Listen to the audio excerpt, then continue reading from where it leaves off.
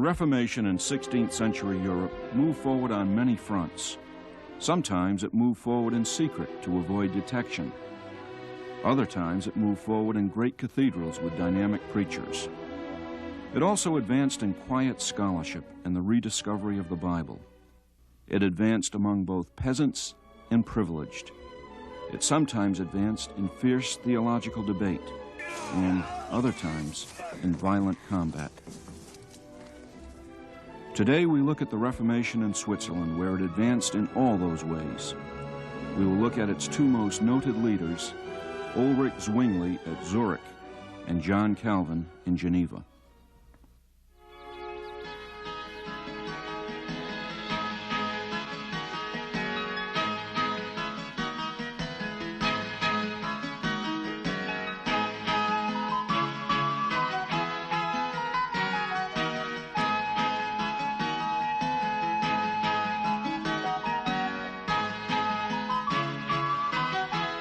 Zwingli was a mountain man, born on New Year's Day in 1484, just a few years before Columbus discovered the New World.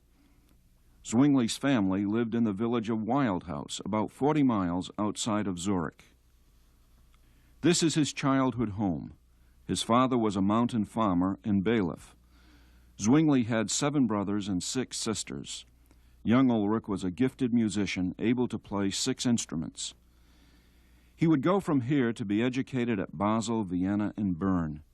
And then in 1506, at age 22, he was ordained in the Catholic Church and appointed parish priest in the Swiss community of Glarus. As a young priest, Zwingli accompanied the Swiss troops to the Battle of Marignano in Italy in 1515, an experience that marked him for life. The Swiss regularly hired themselves out as mercenary soldiers to other countries and even to the Pope. Zwingli saw over 6,000 Swiss young men killed at Marignano. He was outraged. He turned against the mercenary service. "We're selling blood for gold," he railed. "We're sending our young to be slaughtered." The Swiss economy depended on hiring out soldiers, so Zwingli's message wasn't popular. It cost him his church at Glarus. So he became priest at Einsiedeln, a busy Swiss pilgrimage center with a popular shrine to the Virgin Mary. Here he began to have growing doubts about Catholic practices, and here he experienced another personal turning point. Zwingli met the great humanist scholar Erasmus, who came out with his Greek New Testament in 1516. Zwingli bought it and devoured it. He taught himself Greek. "Nothing but God shall prevent me from acquiring Greek," he said, "not for the sake of fame, but for the sake of the Holy Scriptures." He copied Paul's epistles in Greek and carried them with him wherever he went and even memorized them. Here's a sample page where you see Zwingli's extensive notes in the margins. This intensive study of the Bible made him question Catholic doctrine even more. Zwingli knew about Luther and the ferment he was causing in Germany, and now, independently, Zwingli was coming to many similar conclusions. On New Year's Day, 1519, his 35th birthday, Zwingli became people's priest at the Grossminster, or the Great Cathedral, in Zurich. He was now a man obsessed with the Bible. So instead of following the prescribed text of the lectionary, he took the Gospel of Matthew and started preaching straight through the book. That was a bold move in that day. First year at Zurich, the city was struck by the dreaded plague.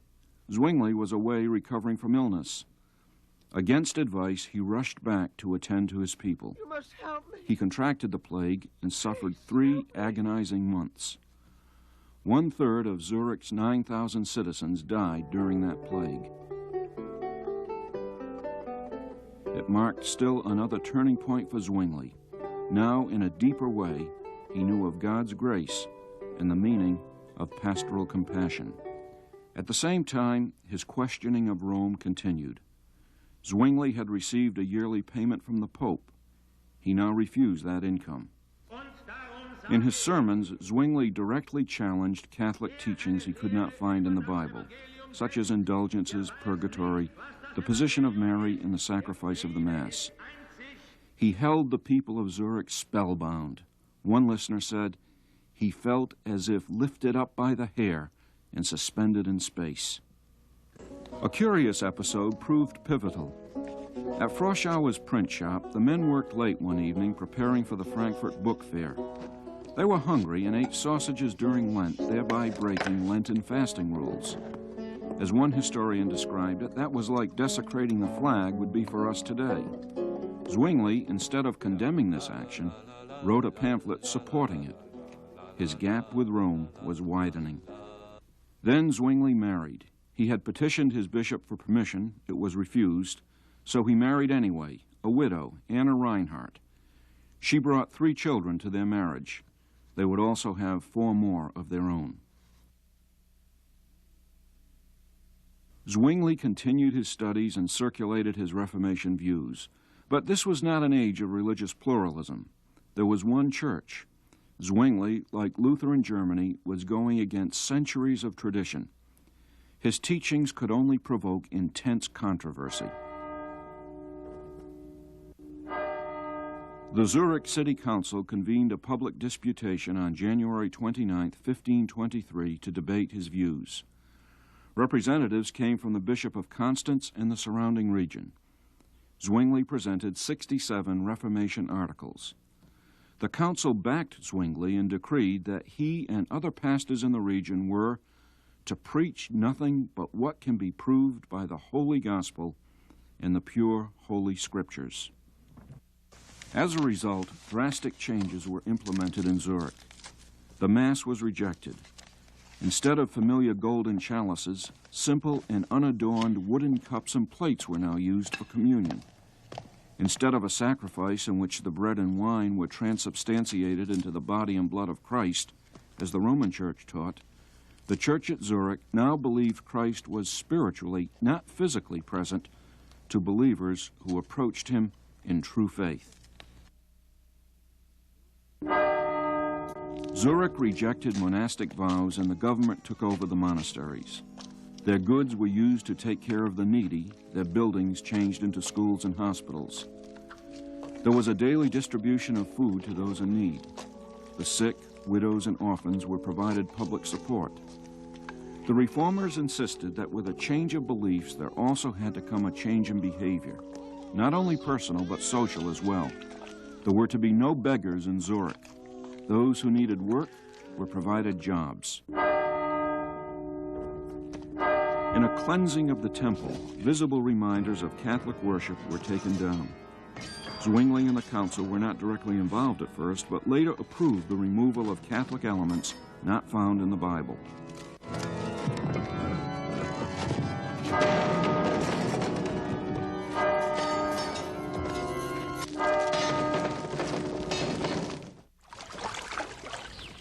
A major crisis for Zwingli developed from among his most gifted students. They rejected infant baptism as unbiblical and rebaptized themselves as adults. For this, they were called Anabaptists. The city council held public debate and rejected their Anabaptist views. These Anabaptists would neither submit nor leave. So on January 5, 1527, the city council drowned Anabaptist leader Felix Manz. Against the waters of baptism he sinned, they said, so by water shall he die. Felix was only the first of this new movement to be killed for their then radical beliefs. It's now October 1529. Zwingli rides to a meeting of vast strategic importance in Germany. The Reformation was spreading in Europe. It was a threat that could no longer be ignored by Rome. Could the Zwingli Protestants in Switzerland and the Luther Protestants in Germany establish a united front against the gathering Catholic resistance? Philip of Hesse convened the Marburg colloquy at his castle and brought Luther and Zwingli to meet face to face. They took up 15 issues. Amazingly, they agreed on 14. They disagreed on the Eucharist and how Christ's presence was to be understood. They both rejected Catholic teaching but couldn't reconcile their own differences. Thus, the Lord's Supper given by Jesus to unite his followers became the issue over which these two separated.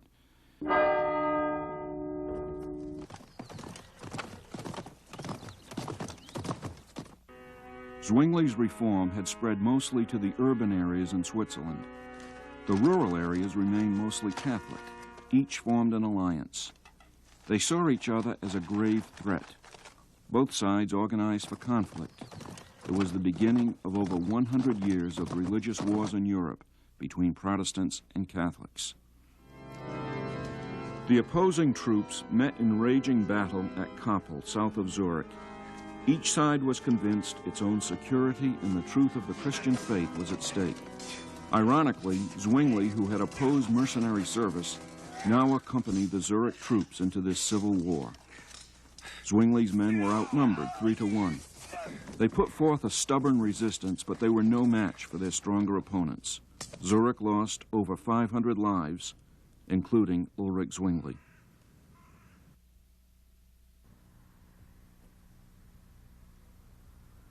It was October 11th, 1531. This memorial marks the place where Zwingli fell. His last words, "They may kill the body, but they cannot kill the soul." His enemies quartered his body, then burned it. And then they mixed his ashes with the ashes of swine and threw them to the wind. But Zwingli's work was irreversible in Zurich. His reforms were advanced by his able associate, Heinrich Bullinger. Another major Reformation center in Switzerland was Geneva. The key leader there was the Frenchman John Calvin. He would become as controversial as Zwingli, but for quite different reasons. John Calvin was born July 10, 1509, in the small French town of Noyon, about 70 miles north of Paris. This house, now a Calvin museum, is where he was brought up. Calvin never really knew his mother. She died when he was a small boy. His father was a prominent lawyer with close connections to the local bishop, so his father acquired 2 chaplaincies for Calvin when he was only 12. The income from these chaplaincies would provide him the best education available, and young Calvin was marked to become a priest. His preparation for the priesthood brought him to study at the great University of Paris. It was a demanding environment that drew out Calvin's intellectual brilliance. Here he adopted strict personal habits he would maintain the rest of his life, eating little, sleeping less, and studying long. But Calvin's plan to be a priest was rudely interrupted when his father sent him away to study law instead. Later, Calvin returned here to Paris not only as a lawyer, but as a young man seriously considering the Reformation teachings that were stirring up all of Europe. Calvin's friend, Nicholas Kopp, gave an inaugural address at the University of Paris on November 1st, 1533. It boldly set forth Reformation ideas that the French authorities would not tolerate. Calvin's association with Kopp was well known, and both were forced to flee Paris. Calvin escaped through a window disguised as a vine dresser and slipped out of town. Calvin, now a fugitive, walked to Angoulême, about 270 miles south of Paris. Here he found refuge, and here his Reformation convictions deepened.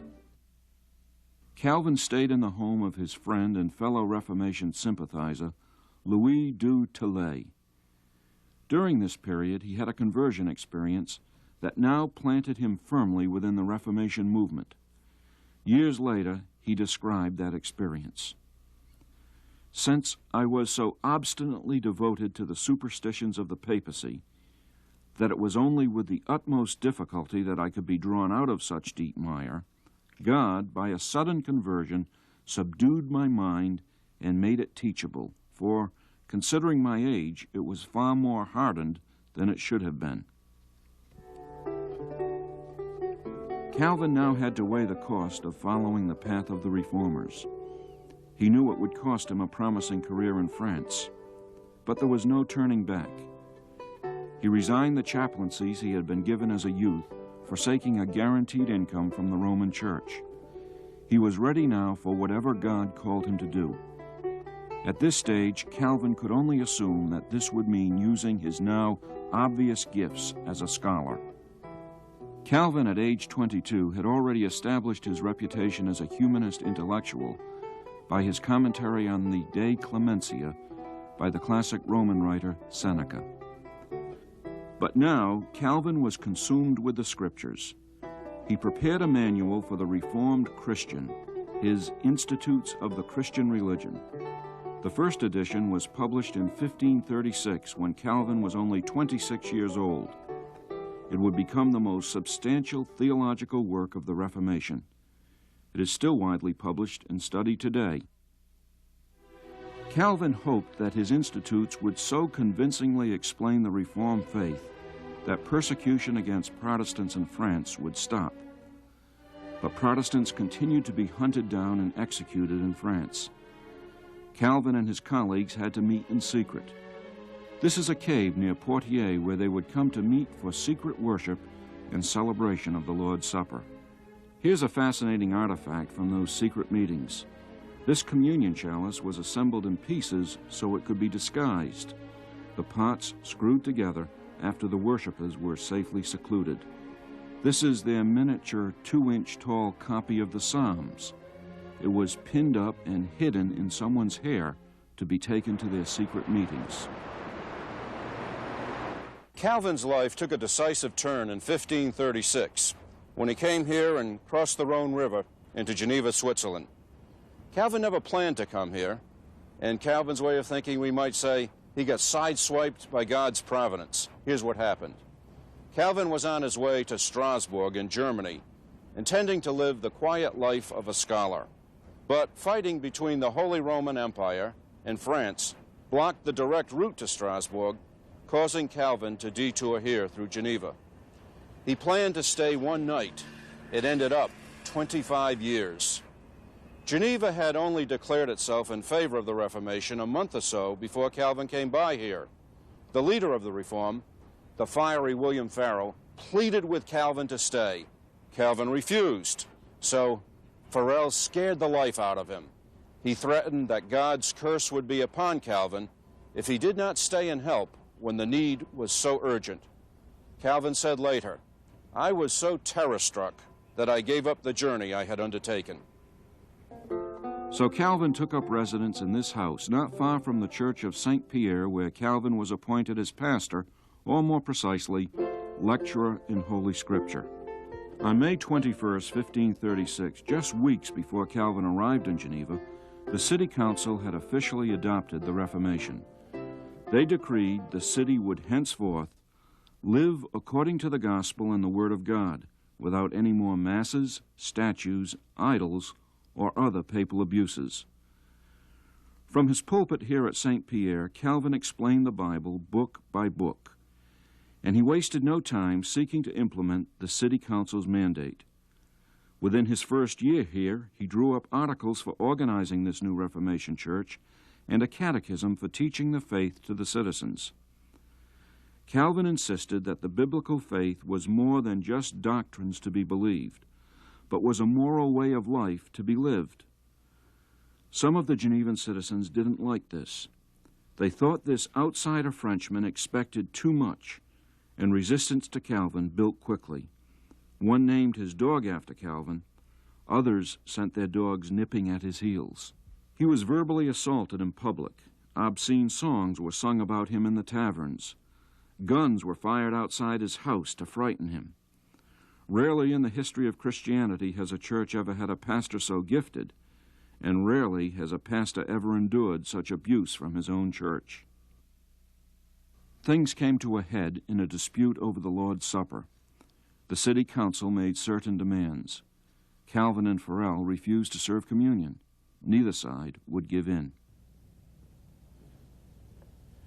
This is the City Hall today in Geneva, just as it was in Calvin's day. Here in April of 1538, the city officials decided they'd had enough of John Calvin and William Farel. They ordered them out of the city and gave them 3 days to leave. For Calvin, expulsion from Geneva was a relief. Now, at last, he could devote his life to his studies away from the tension in Geneva. But Martin Bucer in Strasbourg, taking a page out of Farel's Book of Persuasion, convinced Calvin he must obey the calling of God and become pastor of the French Protestant refugees in that city. It was here that Calvin married a widow, Idelette de Boer, who brought 2 children to their marriage. The couple would have 1 child of their own, who died when only a few days old. With Calvin out of Geneva, the distinguished Catholic Cardinal Sadoleto wrote to the Geneva leadership trying to allure the city back to Rome. The Geneva officials asked Calvin to compose a reply on their behalf. Calvin wrote his masterful reply to Sadoleto. He may have wondered later if he had done too good a job, because the Geneva City Council decided they needed Calvin and Farel after all, and invited them to take up leadership again in their city. Farel again badgered Calvin that he had a calling before God to go back and finish his work at Geneva. Calvin's reply, "Whenever I call to mind the wretchedness of my life there, my very soul must shudder at any proposal for my return. I would rather die 100 deaths than again take up that cross." But on Tuesday, September 13th, 1541, 3.5 years after they had been kicked out, Calvin and Farel returned to a triumphant welcome as spiritual leaders at Geneva. Calvin went to his pulpit and picked up his preaching at the same place in the Bible where he had left off, without even mentioning the banishment. Calvin stayed for another 23 years until his death. During that time, it is no exaggeration to say that from Geneva, Calvin decisively influenced the future course of Christianity in Western civilization. Under Calvin, Geneva became known as a woman's paradise because of the laws enacted that punished husbands who abused their wives. Also under Calvin, Geneva's population doubled.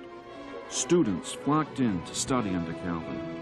Refugees from religious persecution poured in to what was becoming known as the renowned Free City of Europe. One who came, an Englishman exiled by Bloody Mary, Bishop John Bale, said, "Geneva seemeth to me to be the wonderful miracle of the whole world.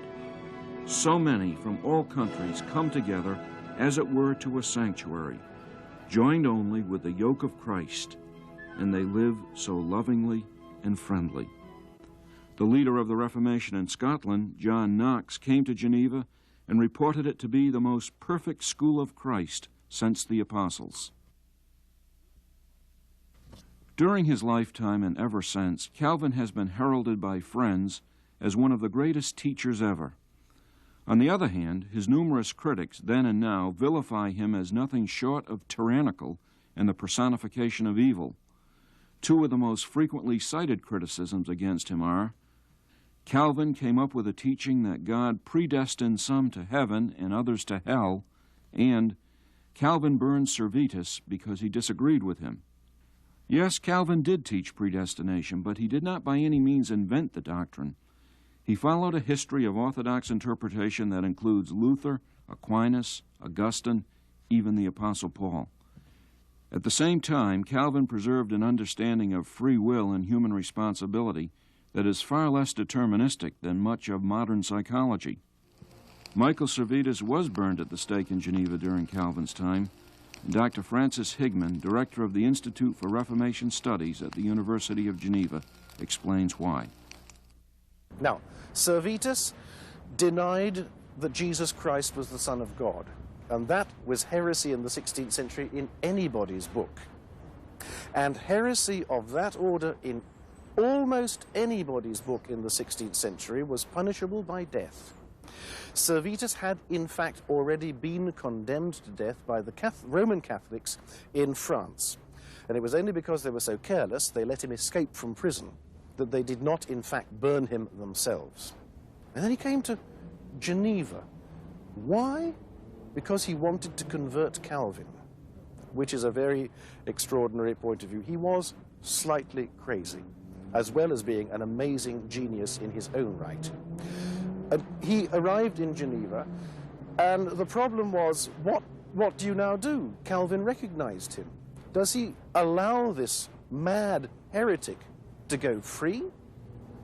Or in that case, it looks as if we're more easy on heresy than even the papists. So there was a sort of wheels within wheels. He got himself into an abominable situation where, in fact, there was no alternative but to press for a condemnation. The other thing, of course, is it wasn't Calvin who condemned him. Calvin had no political authority in this city. He wasn't even a citizen until 1559.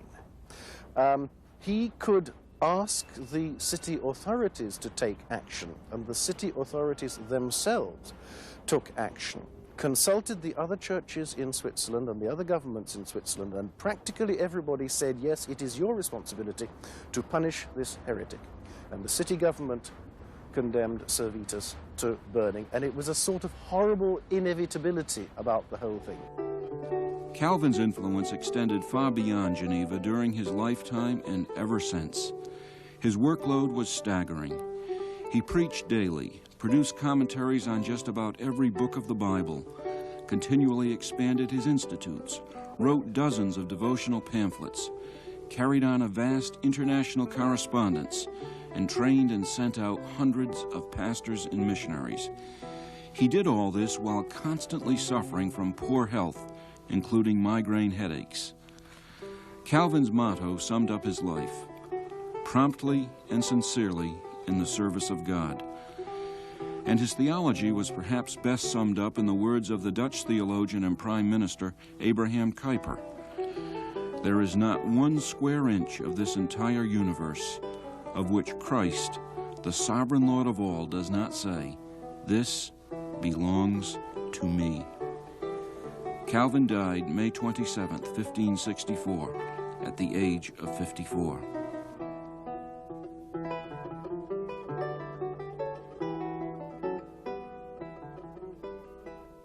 We don't know where Calvin is buried because he left specific instructions that he be buried in an unmarked grave. Calvin wanted to make sure that his burial site would never be venerated as a shrine. However, this Reformation monument in the University Park was erected in the early 1900s to commemorate Calvin and his vast international influence. A 15-foot tall Calvin stands among other Reformation leaders with whom he was associated. But there is a living memorial to this man who never wanted to stay here in Geneva. Today, Geneva is the home to the World Alliance of Reformed Churches. The alliance represents the spiritual descendants of John Calvin. 50 million people in more than 80 countries.